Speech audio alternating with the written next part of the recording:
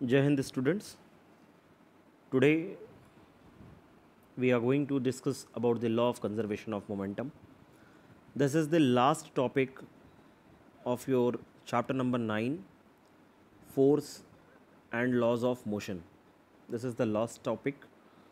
So by the help of this video I have already covered so many topics and their explanation, what we have to do, how can we understand them. In fact, your entire syllabus of force and laws of motion for class 9th is already been covered in this videos. So I hope कि आप इन videos को देखेंगे chapters में जहाँ पर भी आपके loop holes बाकी हैं उन लूप होल्स को फिलअप करेंगे, नोट्स कंप्लीट करेंगे एंड एलसी भी आपकी क्लास में डिस्कस मैं करूँगा. टिल देन आपका एक होमवर्क है कि आप उस एलसी के क्वेश्चंस को एक बार प्रैक्टिस करेंगे और एनसीईआरटी के बैक एक्सरसाइज क्वेश्चंस आप इसको बहुत अच्छे से लगाइए क्योंकि आपकी क्लास 9th में इतना सफिशिएंट है.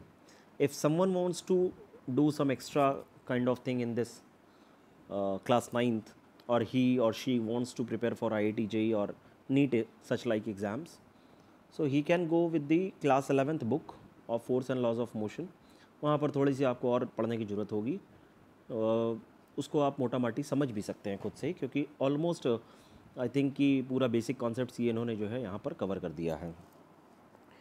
तो आप उसको तैयारी भी कर सकते हैं. माइट भी आप अगर आपके पास कोई स्टडी मटेरियल है तो आप उसके न्यूमेरिकल भी लगा सकते हैं. सो लास्ट टॉपिक की अगर मैं बात करूं that is the law of conservation of momentum. Momentum क्या है ये मैंने आपको पहले ही बता दिया था that it's a physical quantity which is nothing but the multiplication of mass with the velocity. Anything which is defined अब क्लास 9th में मोमेंटम इतना ही है that mass multiplied by velocity will give you something that is known as momentum. Now this momentum will always remains conserved. That means it can neither be created nor be destroyed. Just it changes its form. आप इसका just form change कर देते हैं और ये आपको same constant value देती है. Conservation जो यहाँ पे word लिखा हुआ है that remains conserved, यहाँ पर नहीं लिखा हुआ है एक्चुअली मैं लिख देता हूँ conserved. यहाँ पर इन्होंने क्या लिखा है when two or more bodies act upon one another then their total moment remains constant. Conservation नहीं लिखा हुआ और ये लॉ हम लोग कंजर्वेशन के बारे में ही पढ़ रहे हैं तो सॉरी वो स्लाइड में थोड़ी सी मिस्टेक हो गई मुझसे, मैं उसको लिख दूंगा. Okay, now what do you mean by the conservation that it can not be created nor be destroyed. इसका जस्ट केवल आप फॉर्म चेंज करते हैं, मतलब इनिशियल फॉर्म कुछ और रहा होगा, फाइनल फॉर्म कुछ और हो जाएगा और इसके बीच का जो चेंज आया है यही हमें कैलकुलेट करना होता है. Suppose this is the example of a carrom board. यहाँ पर जो स्ट्राइकर है आप इसको फोर्स लगाते हैं, ये स्ट्राइकर जाता है, इसके पास जितनी भी एनर्जी रही होगी, जितनी भी आपने इनिशियली इस स्ट्राइकर में ट्रांसफ़र की होगी, ये ले जा कर के इस स्ट्राइकर से इस जो कॉइन है इट्स अ वाइट कॉइन और ये वाइट कॉइन में जो है ट्रांसफ़र करता है अपनी मोमेंटम को. विच मीन्स कि आपने जितना मास था, जितना इस स्ट्राइकर का मास था 2 ग्राम 3 ग्राम 5 ग्राम वॉट एवर इट इज़, इसमें अगर आप इसकी वेलोसिटी जो आप इसको दे रहे हैं उसका मल्टीप्लिकेशन आपने किया तो this much amount of energy is being transferred in this white coin. And ये वाइट कॉइन जो at the initial condition initial velocity 0 metre पर सेकेंड से उठ करके इसके पास कुछ वेलोसिटी आती है और ये जाके यहाँ पर विन हो जाता है. ओके, कुछ यही प्रॉब्लम की कंडीशन हमारे साथ हम ले रहे हैं जिसमें हम 2 कार ले रहे हैं. Suppose there is a 2 cars, one is a big and another one is the small car. Move in the same direction with different velocities. Move in the same direction means big car is following this direction and the small car is also following the same direction but with the different velocities. Let the mass of the bigger car be m1 and the mass of the smaller car is m2. Initial velocity of the bigger car is u1 and the initial velocity of the smaller car is u2. Okay, let the mass of the smaller car be m2 and the initial velocity is u2 such that u2 is less than u1. u2 किसकी velocity थी? छोटे car की initial velocity. And what was the u1? u1 is the initial velocity of the bigger car. जितने भी 1 के subscript हैं that is being used for the bigger car, and जितने भी 2 के सबस्क्रिप्ट्स हैं that is being used for the smaller car. Now suppose both the cars collide for a short interval of time that is small t. Due to the collision, same collision का क्या मतलब, जैसे अभी आपने carrom board में देखा था, आपने स्ट्राइकर पे मोमेंटम ट्रांसफ़र किया, इसने इस कॉइन को हिट किया था, दैट इज़ द कोलिजन. और यहाँ पर कोलिजन की वजह से वेलोसिटी में चेंज आया था. Initially your coin was at the condition of rest, and after the transfer of momentum it has achieved some velocity. So due to the collision the velocity will change. Now let the velocity after collision be v1 and v2 respectively, for which bigger car has the final velocity as v1 while the smaller car has the velocity v2 final velocity. Now what do we mean by the conservation of momentum? Suppose that during collision the bigger car exerts a force F1 on the smaller car, and in turn the smaller car exerts a force M2 F2 on the bigger one. This is nothing but the statement of the third law of Newton's, which shows that the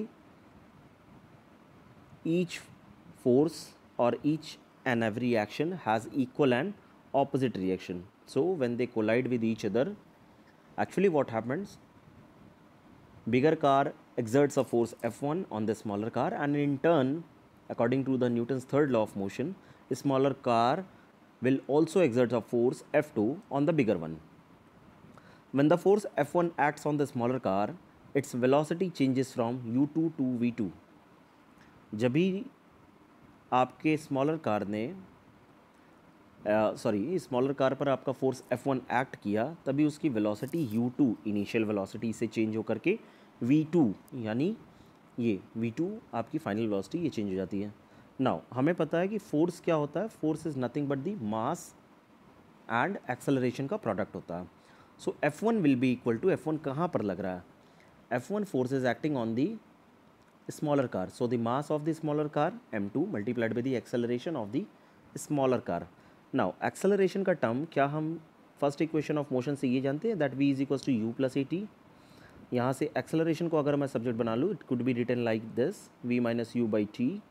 तो यही v minus u by t मैंने यहाँ पे put कर दिया. Okay, so F1 will be equal to m2 multiplied by v2 minus u2 upon t. So this is equation number 1. Now जब F1 force लगा छोटे कार पर, तो उसके रिएक्शन में एक F2 फोर्स भी लगा जो छोटी कार ने बड़ी कार पर लगाया. When the force F2 acts on the bigger car, its velocity changes from u1 to v1.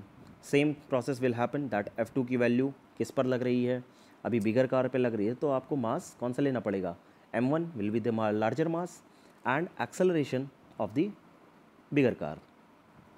ठीक, तो सेम प्रोसेस हम acceleration from the first law of equation of motion v1 minus u1 upon t, इसको हम लिख सकते हैं.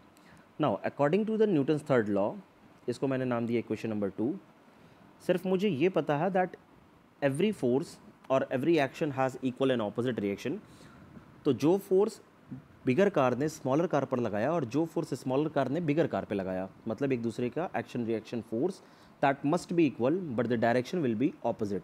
तो यहाँ पर जो नेगेटिव दिख रहा है आपको, that is nothing but it is showing you that the direction of this force is opposite to each other. Now अगर LHS इक्वल है आपके दोनों इक्वेशंस के, तो RHS भी इक्वल होना चाहिए, which means m2 multiplied by v2 minus u2 by t would be equal to minus m1 multiplied by v1 minus u1 by t. आप इसको एक बार लिखिएगा, आपसे हो जाएगा. नाउ बोथ टर्म्स में आपका t का टर्म है, t मीन्स टाइम, दोनों सेम भी है, दोनों को आप कैंसिल कर सकते हैं. So finally what we are getting is m2 in bracket v2 minus u2 will be equal to m1 in bracket v1 minus u1. यहाँ पर जो नेगेटिव साइन था वो बस केवल डायरेक्शन शो कर रहा था, तो यहाँ पर बस केवल हमने उसका मैग्नीट्यूड लिया हुआ. मैग्नीट्यूड लेने में डायरेक्शन का कोई रोल हमने नहीं यूज़ किया. अगर आप इसको शफल करते हैं तो आपको मिलेगा m2 v2 minus m2 u2 will be equal to m1 v1 minus m1 u1. ये टर्म मिलेगा. थोड़ा सा और रीअरेंज करते हैं, इनिशियल वेलोसिटी के टर्म या इनिशियल मोमेंटम को हम एक तरफ कर लेते हैं और फाइनल मोमेंटम को एक तरफ कर लेते हैं. तो फाइनली आपको क्या मिला, m1 u1 plus m2 u2 will be equal to m1 v1 plus m2 v2. This is the equation for the conservation of momentum, जहाँ पर initial momentum of the bigger car is m1 u1, mass of the bigger car multiplied by the initial velocity. Initial momentum of the smaller car will be equal to mass of the smaller car multiplied by the initial velocity of the smaller car. Final momentum क्या हुआ कि final momentum for the bigger car is m1 v1, जो velocity change हुई वो v1 हुई, and the final momentum for the smaller car is m2 v2. तो ये आपका ये हुआ. फाइनली मैं ये कह सकता हूँ that the total momentum before the collision was equal to the total momentum was after the collision. Momentum remains the conserved. जो मोमेंटम पहले मेंटेन था दोनों कार का, सेम मोमेंटम आपका फाइनली आफ्टर कोलिजन भी था. And at this point of time यहाँ पर ये चैप्टर आपका द एंड हो जाता है. So finally your force and laws of motion gets on the end, and यहाँ से आपके न्यूमेरिकल्स स्टार्ट हो जाते हैं. तो बच्चों आप न्यूमेरिकल्स की बहुत अच्छे से प्रैक्टिस कीजिएगा, क्योंकि बहुत इंटरेस्टिंग चैप्टर है. बहुत अच्छे से मैंने क्लास में पढ़ाया है. स्लाइड्स हुई, नोट्स हुए, सारे पीपीटीज हुए, ये सब आपको शेयर कर दिया है already.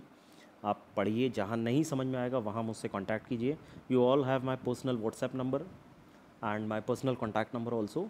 You can mail me, you can WhatsApp me whatever your question is, whatever the doubts in the LCs are, whatever the numericals you are facing problem with the NCERT or any other book which you are referring for your studies in academics or for any competitive exams. So go through it. All the very best. Thank you and Jai Hind.